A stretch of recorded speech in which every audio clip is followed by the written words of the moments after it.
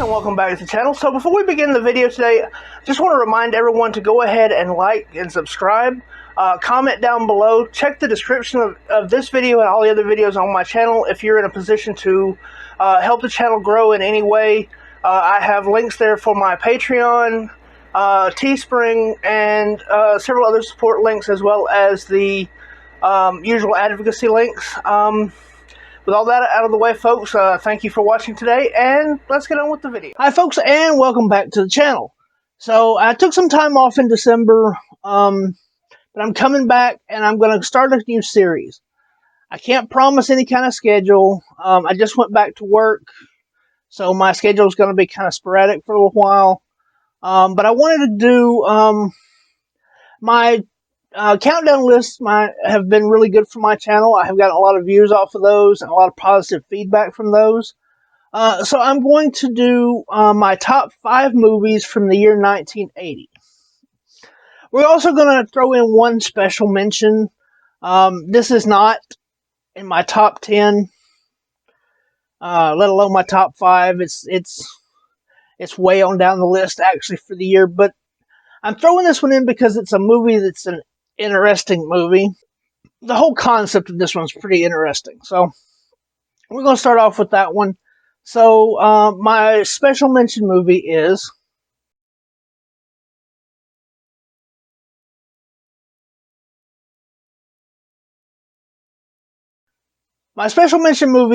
a Joe D'Amato special. And when I say special, boy, do I mean special on this one. The Erotic Nights of the Living Dead, sometimes called the Sexy Nights of the Living Dead, or, what was the other one? I don't remember. There's like 5 or 6 different titles. It's an Italian movie from the 80s. There's also 5 or 6 different edits of this. There's the German edit for it, which is basically a soft R where they cut everything out of it.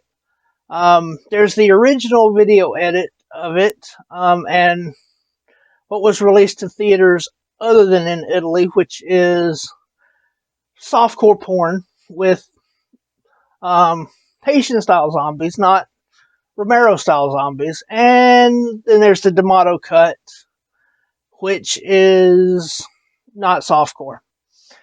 There's 3 or 4 porn scenes in it that are legit hardcore porn scenes. There's also the magic trick of the disappearing champagne bottle. Y'all figure that one out on your own. And how it was opened, actually, for that matter. For the most part, this movie might as well be... If you took the hardcore sex scenes out of it, this movie is boring as fuck in a lot of ways. The gore is minimal. The acting in it is passable at best. But it's such an odd combination, or it seems like it to me. I know that it's been done with other things. It's not Caligula or anything like that, but I know it's been done. It's kind of a slow movie. The full version of it is almost 2 hours, and yeah, it's paced. I don't know. It's pretty slow. But the zombie effects that are in there are decent. The gore effects that are in there are actually quite good. There's not a lot of them. It's almost kind of this weird character study of the guy who has the boat. This guy is works for a company, hires a boat captain to take him to this secluded island. The island's only got 2 people on it, an old man and his granddaughter, and the usual Italian hijinks ensue. And the Haitian-style zombies come up. And there's, does have Laura Gemsler in it. She was in the Black Emanuel movies that D'Amato did, and a couple other directors did. She was in the Italian bunch of those. Not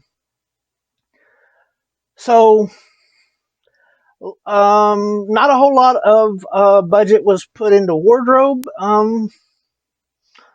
To quote someone that I know, made the comment about one, there was less bush in the hedge maze at the Overlook Hotel. So I'm just throwing that one out there as something to be on the look at, because for my sensibilities as an American growing up in the 70s and 80s, this is a weird combination to have this kind of stuff together. So it's an interesting movie and plenty of eye candy in it. So let's get on to the main list. So starting off the main list with my number 5.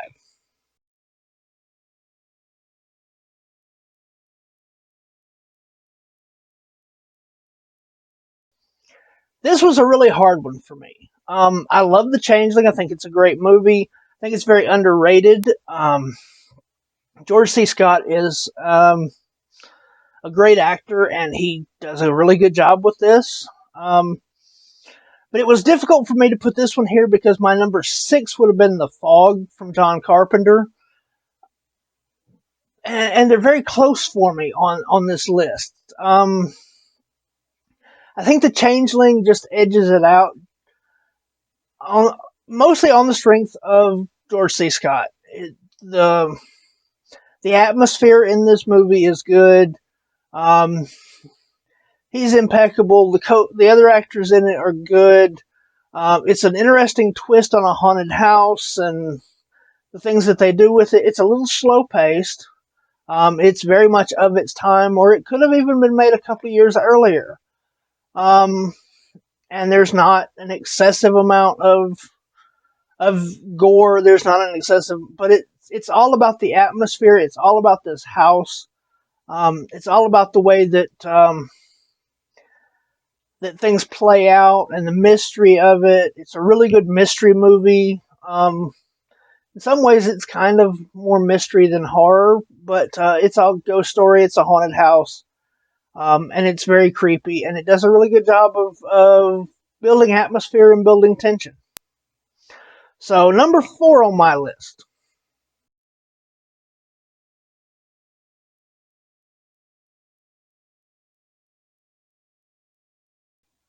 So, number 4 on my list is Maniac. This is that,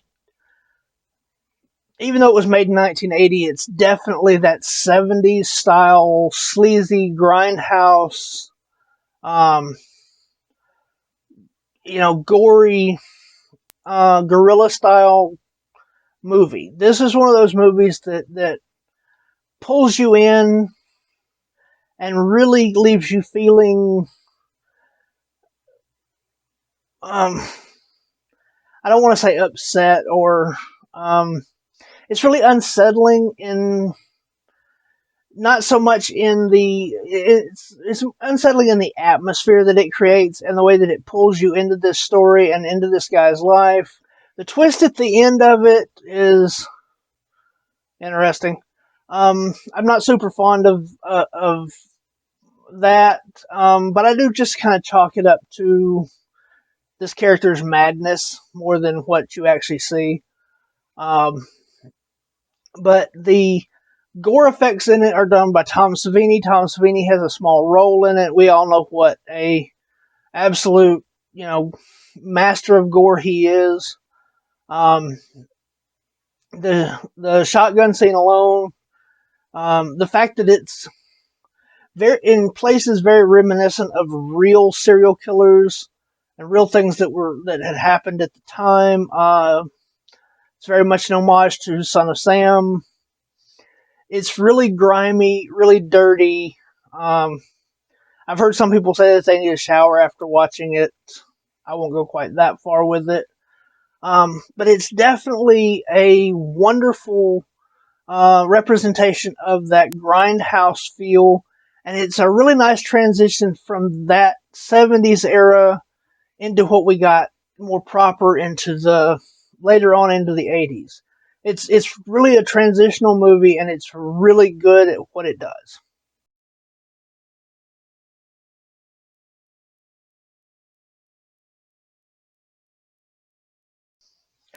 So I couldn't make this list of movies that came out in 1980 without talking about Cannibal Holocaust. To get the elephant out of the room to start with, the animal deaths that are in this movie are real, and I do not agree with that. I do not support that, and I find that very disgusting on a personal level. That said, this movie, most people focus on that so much, and kind of the cheesy dialogue and some of the acting in it, that they lose sight of what this movie actually is. This movie, at its heart, is actually a really good movie telling a really good story. I don't think it's technically the first, but it's definitely found footage. It's definitely the ancestor prototype, whatever you want to call it, for the found footage era that we got later on. It's one of the few movies with found footage in it um, that I actually enjoy. It's not really my subgenre. Not really something that I enjoy for the most part, but in this movie I do, because of the way that they do the footage. It's not just, oh, we found this tape and then they put it in and you watch what, it's there's people watching this tape coming and going. Background music was added to it, and, things like that. It's still somebody watching footage that somebody else recorded, but it's within context of the movie. I don't hate this one by any means. In fact, I actually really like this one for doing that. And again, like I said, and it's been talked about to death. There's great reviews, in-depth reviews out there, and I'm not going into any real details, but for what it's trying to say, what it's doing, and kind of putting the documentary boom on notice that, hey, we know not everything that you're doing is real. This movie does what it set out to do, and it does it effectively.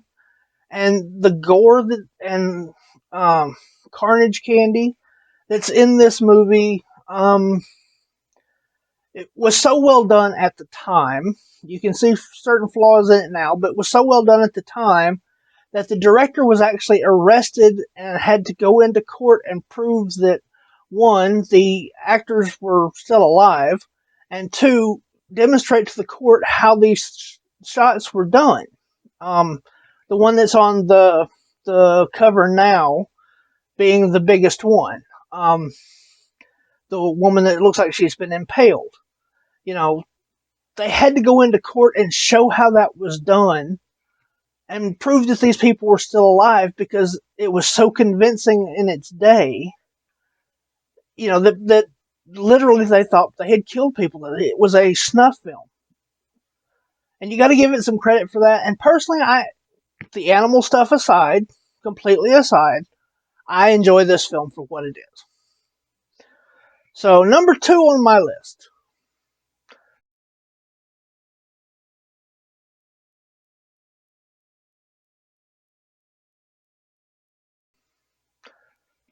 So number 2 on my list is Motel Hell. I love this movie. Of course, most people in the horror community know that this movie was originally intended to be a serious movie, but it became a horror comedy, and it's very convincingly. It provides both. There's some really great moments of levity. The actors in it, especially the main two, Rory Calhoun. I can't remember the woman's name. It was on the credit card. You saw it. If you don't know what it is already, but anyway, both of them are really good in their roles. The all kinds of critters for Farmer John's fritters, and One thing I'll never do is preservatives and all of that stuff.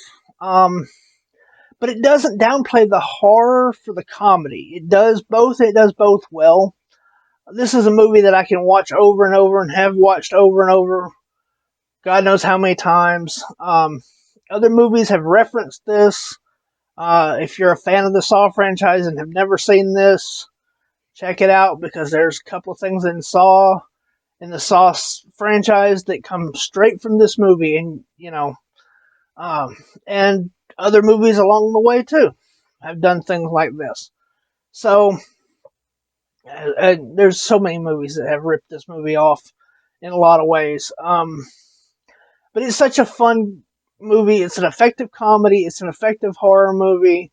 It it parodies the tropes of the day, and it even kind of set precedents for tropes to come. So, what more could you want from a horror comedy? So, let's get on to number one.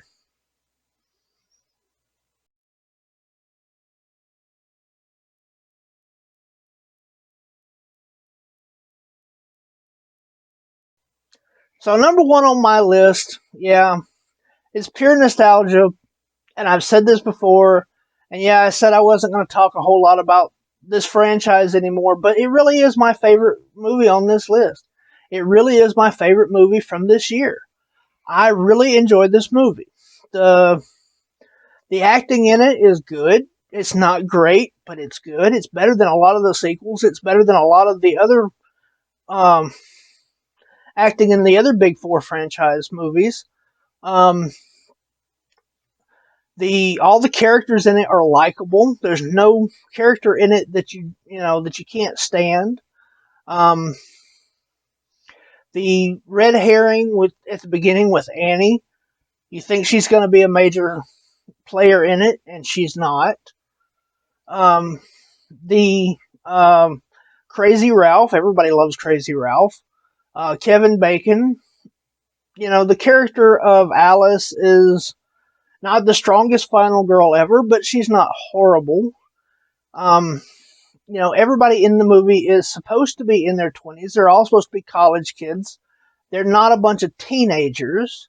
They're, early 20s. They're college kids, but they're still, old enough to be out there on their own. And, it didn't get to the point where, you don't have a 40-year-old playing a high schooler like you do in some movies. Um, Not that there's anything wrong with Night of the Demons. I love that movie, but um, that's one that's just comes to mind quickly on that. But the effective twist at the end, nobody saw that coming, and I still love that. I think Pamela Voorhees is a great killer. I think she played that. I think the role was played wonderfully. Um, you think she really is crazy. I mean, she pulls that off so well. And then of course the final jump scare at the end, um, an homage to Carrie, of course, in some ways inspired by Halloween. But all things considered, I love this movie. It's pure nostalgia for me. I fully admit that. I saw it when I was 7, and it was the first real slasher, the first real horror that I sat down to watch as a horror movie. So yeah, it's all that, but this movie is my favorite from 1980. So, if you're watching this, let me know down in the comments what your top 5 is. And as always, check out the links down there. The other links down there, there will be all my personal links: Teespring, Buy Me a Coffee, Amazon wish list. If you want to join my Patreon, I have that. There's exclusive perks and um, early access on there. Um, as always, I really want to thank you for watching. Thank you all for sticking with me while I took December off. And as I always say at the end of all my videos, y'all be good, y'all be safe, and especially y'all have a good one.